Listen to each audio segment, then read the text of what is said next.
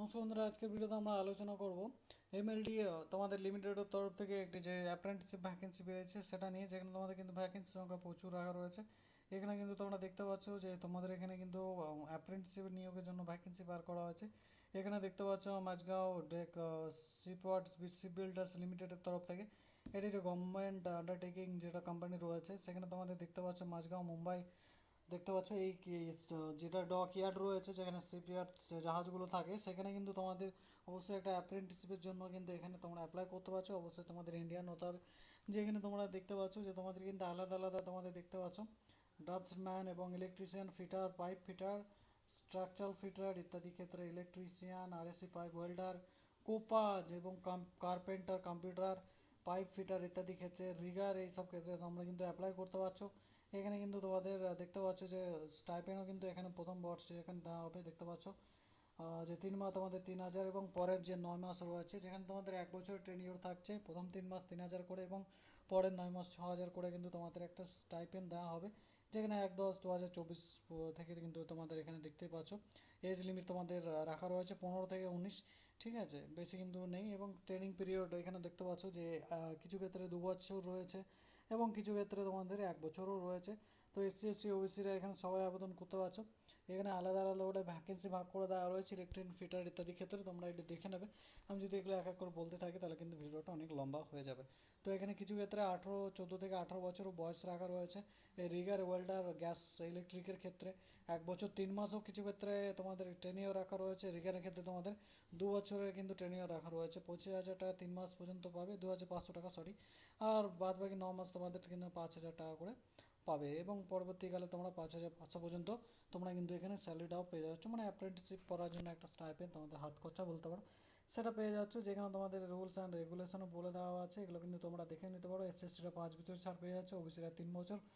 এবং তোমরা আলাদা যে ক্যান্ডিডেট রয়েছে তারা কিন্তু এখানে দিব্যাং যারা রয়েছে 10 বছর ছাড় পেয়ে যাবে। এবং তোমরা এখানে যারা যারা আলাদা আলাদা ক্ষেত্রে এএফসি এবং ইডব্লিউএস এর ক্ষেত্রে রয়েছে, তারা কিন্তু এখানে ছাড় পেয়ে যাচ্ছে। ইলেকট্রিশিয়ান, ড্রাফটসম্যান, তোমাদের মেকানিক্যাল, স্ট্রাকচারাল ফিটার, এই পাইপ ফিটার ইত্যাদি ক্ষেত্রে তোমাদের কিন্তু এখানে 50% নাম্বার নিয়ে তোমরা যদি 10 পাস করে থাকো তাহলে অ্যাপ্লাই করতে পারছো।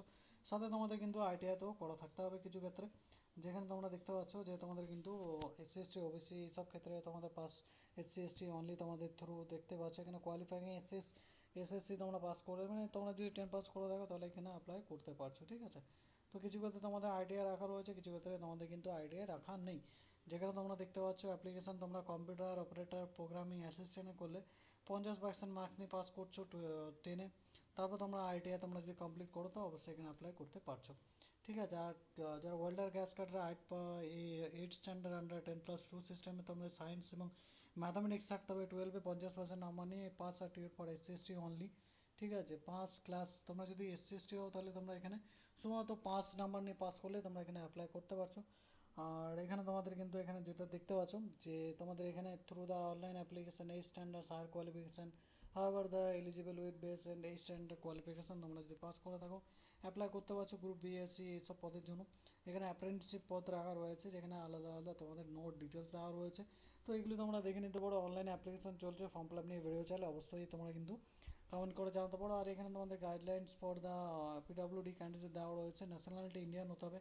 আর্টস প্রক্রিয়া কীভাবে তোমরা ম্যাচগাঁও ডক ইয়ার .in এই ওয়েবসাইট গিয়ে তোমরা কিন্তু আবেদন করতে পারো।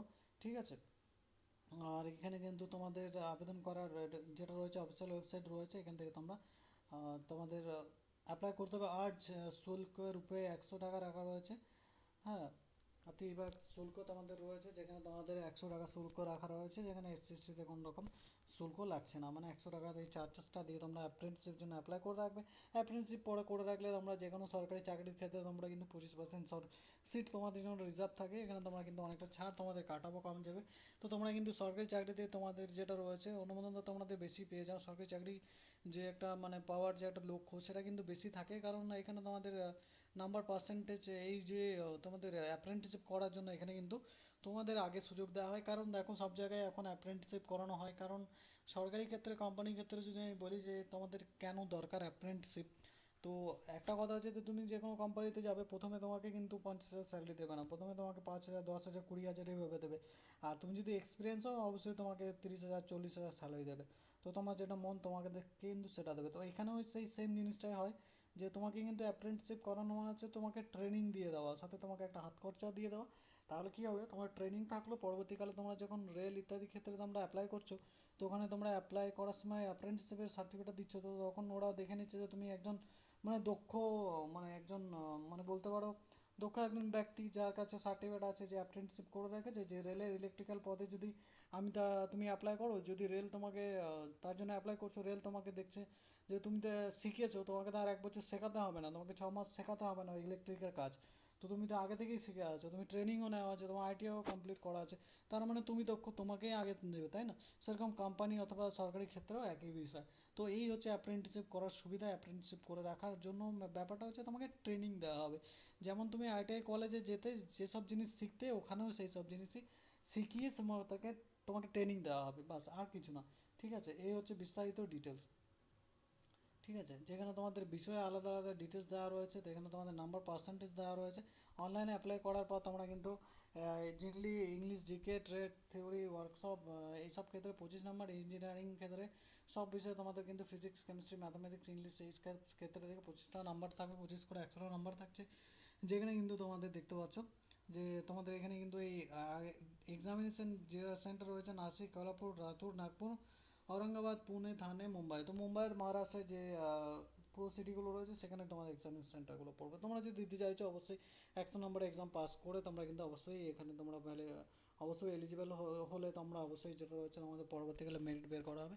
তোমরা পরবর্তীকালে অবশ্যই যেটা রয়েছে ফর্ম ফিল আপ করার পর তোমরা এই পরীক্ষা দেওয়ার পর তোমরা কিন্তু পরবর্তীকালে তোমাদের সিলেকশনটা হয়ে যাবে। যাই হোক, তো এখানে তোমরা অ্যাপ্রেন্টিসশিপটা করে রাখতে পারো, যেন মাধ্যমিক দিয়েছো সবে, 12টা তোমরা পরে পাস করলে হবে। তোমরা যদি 1 বছর 2 বছরে অ্যাপ্রেন্টিসশিপ করেছে 12টা পাস করো, তোমাদের কিন্তু এলিজিবিলিটা বেশি থাকবে, তোমাদের কিন্তু 12 পাস করাটা কোনো ব্যাপার না। ব্যাপার হচ্ছে এই অ্যাপ্রেন্টিসশিপ করে রাখাটা, যেটা সবাই করে না এবং সবাই চান্স পায় না, যেহেতু সবার 50% মার্কস নেই টেনে, অথবা অনেকের অনেক অসুবিধা, অনেকে অত দূরে গিয়ে করতেও পারবে না।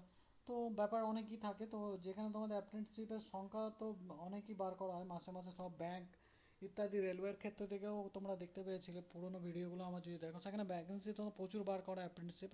বাট ওখানে তোমাদের দেখতে পাবে যে এনসিআর গোরখপুর থেকে কদিন আগেই একটা ভ্যাকেন্সি বেরিয়েছে, তোমরা গিয়ে দেখে নিতে পারো, রেলওয়ের অ্যাপ্রেন্টিসশিপ সেম ট্রেডগুলি রাখা রয়েছে সেখানে। তো কিছু ক্ষেত্রে আইটিআই, কিছু ক্ষেত্রে আইটিআই চাওয়া হয়নি 10%।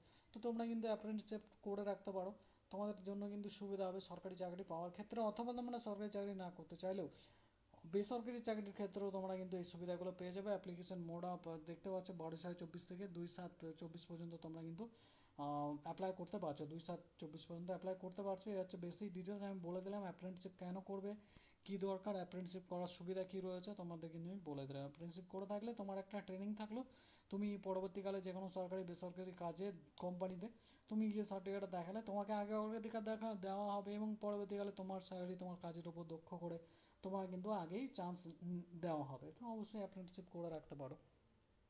তো অ্যাপ্রেন্টিসশিপটা তোমরা করে রাখতে পারো, এটা কিন্তু তোমাদের জন্য কিন্তু ভালোই হবে।